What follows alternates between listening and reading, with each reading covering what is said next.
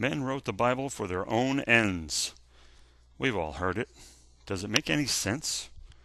Is the popular notion that men wrote the Bible to promote their own agenda and give them power over others remotely logical? In a word, no.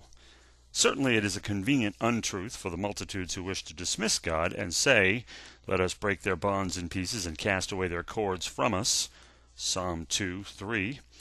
Note the next verse, verse 4. "He who sits in the heavens shall laugh. The Lord shall hold them in derision." However, the argument fails once one has actually read the Scriptures. The Bible, in fact, gives no one power over anyone else except the civil authorities, which are not some Christian institution. At the time of the writing of the New Testament, the believers were under the authority of the pagan, idolatrous Roman Empire.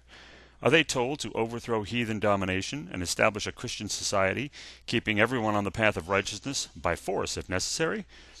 One might think so, witnessing the bloody history of the Catholic Church, which has raised armies, waged wars, and suppressed those who refused to affirm its doctrines by the cruelest means imaginable. That, I am certain, is the root of this belief. No, the truth is, the Bible tells Christians to be good citizens, pay their taxes, submit to authorities, obey the laws, and live lives that are above reproach. There is no church as an institution in the New Testament, neither is there any priesthood nor a papacy.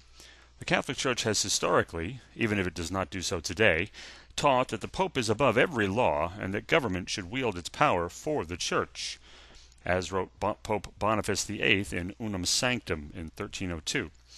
The Bible utterly refutes this reasoning in spite of Boniface's attempt to twist the Scriptures to affirm them.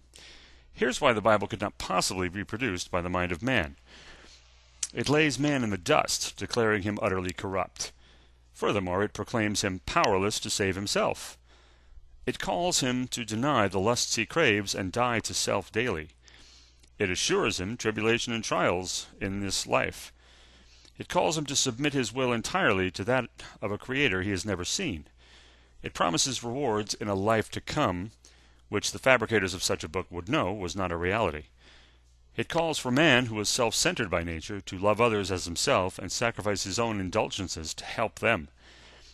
It calls for man, who is prideful by nature, to be humble and not to boast.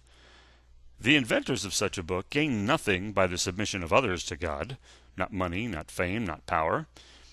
Above all, it offers forgiveness as a free gift. Romans 5:15, 16, and 18, whereas man is inclined, because of pride, to desire to earn his way. This earning his way can be seen in virtually every other religion on the face of the earth. Add the stunning historical, scientific, logical, and prophetic accuracy of the Bible, starkly contrasting all other religious texts, and it becomes clear that the Bible is not the product of man, but is of supernatural origin. As the Bible itself puts it, not as the word of men, but as it is in truth the word of God. 1 Thessalonians 2:13. The grass withers, the flower fades, but the word of our God stands forever. Isaiah 40:8.